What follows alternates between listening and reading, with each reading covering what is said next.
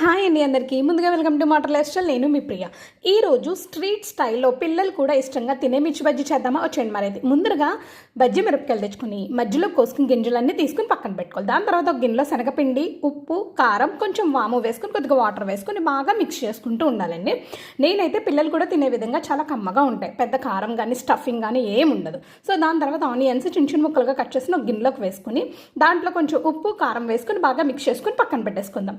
ఇప్పుడేంటంటే ఆ శనగపిండిలో పచ్చిమిరపకాయలు వేసుకుని శనగపిండి బాగా అంటేలా చూసుకుని డీప్ ఫ్రైడ్ సరిపడా ఆయిల్ పెట్టుకుని దాంట్లో వేసుకుని డీప్ ఫ్రై చేసుకోవడమే. నేనైతే డీప్ ఫ్రై అనేది చూపించట్లేదు, అందరికీ తెలిసిందే కాబట్టి.